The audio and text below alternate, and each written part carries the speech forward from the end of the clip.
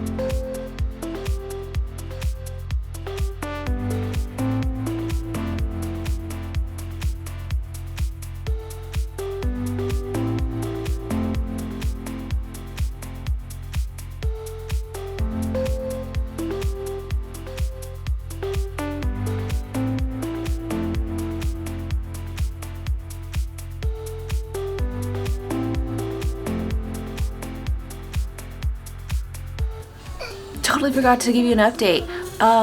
I finished my audiobook. I liked it.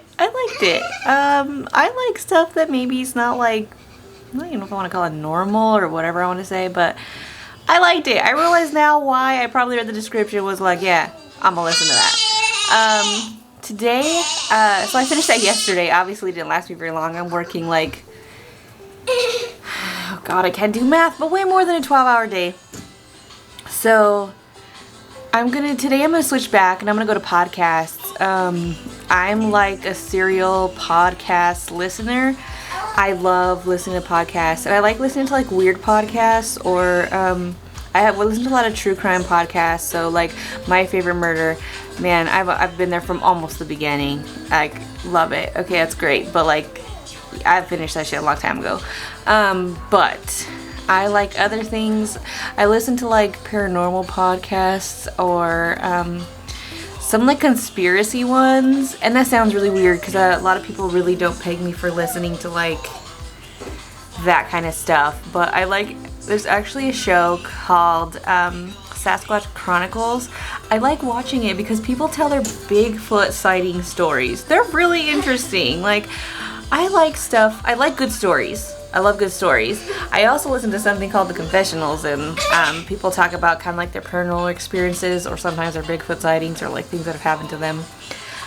Also good stories. You know what? It's kind of interesting because we used to live in a time where, in order to entertain each other, people told stories like around the campfire or like in their homes, you know, before we had TV and stuff. So I kind of like that because it's like kind of like a throwback to people telling each other stories, and it gets me through the day and just kind of listening to what people have to say.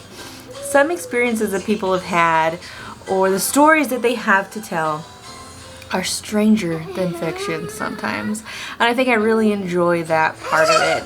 I also like listening to podcasts with people who kind of have like really long and really long friendships, like a Paranormal Chicks.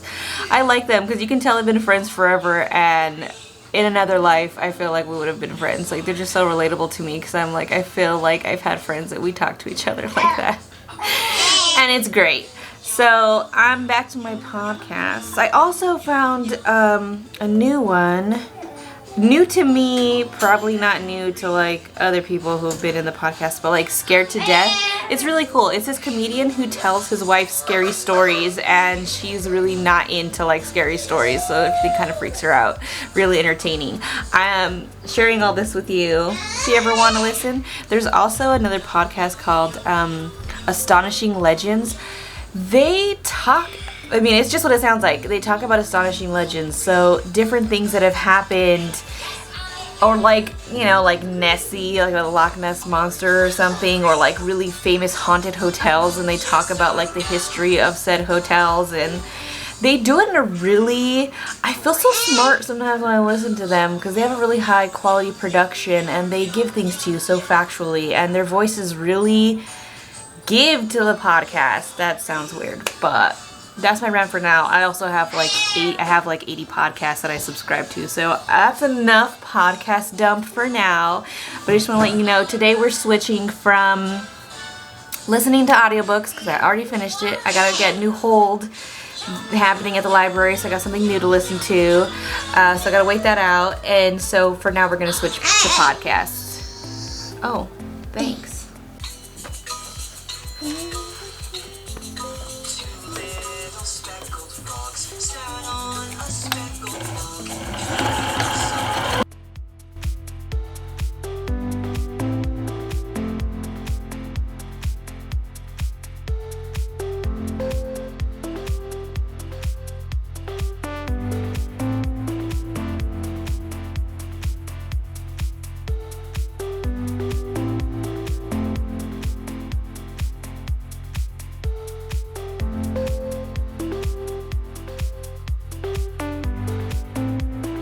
I told her to be patient and that we needed to work with Paul in the meantime, and we needed to get everyone out of that house. I went to my room and got changed and left for work at about 10 p.m.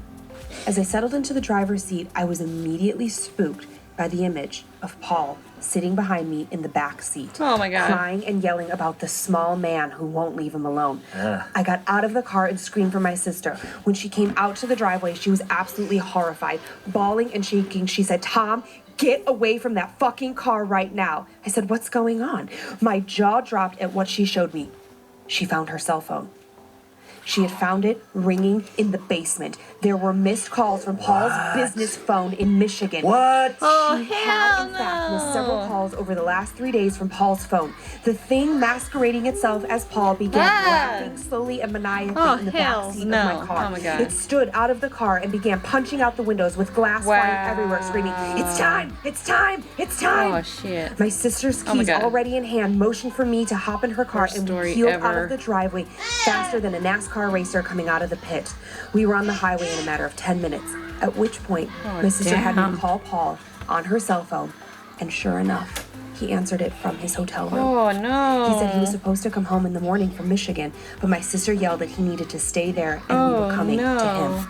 She explained everything to him as much detail as I could possibly give here. Paul was understandably devastated at whatever the fuck that thing was that had been playing sick tricks on our family. Paul and Karen went back to the house from hell for a week later to retrieve their belongings.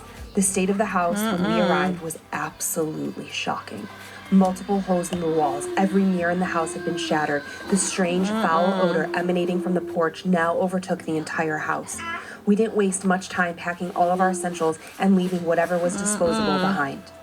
Whatever happened to us in that house, we wanted to remain dead and buried there. None of us have ever gone back, but the three of us still talk about it in length at occasion.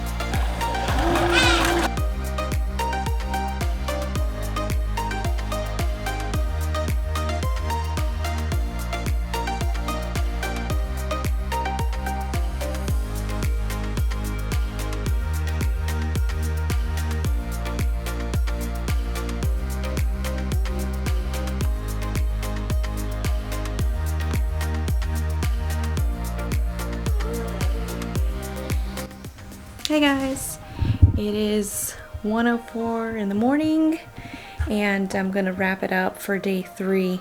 I spent all evening sitting around cutting pieces. I'm hoping that tomorrow, since I have a light day at work, I can go ahead and just continue to make more masks, since I spent so much time today prepping with cutting all the different pieces for different sizes. I also decided that I'm going to only respond to messages once or twice a day, because I'm really getting sucked into Facebook and Instagram responding to all the inquiries. So if you don't hear from me, it's because I will literally get caught up messaging people and then messaging me back. Like every time I get on, I have like 10 plus messages, and then when I get through all of them, I get a bunch more. So I just need to limit it to getting on only a few times a day, because it's really starting to derail me and my list keeps growing and growing. So we're gonna call it a day for today. Hopefully tomorrow will be a lot better.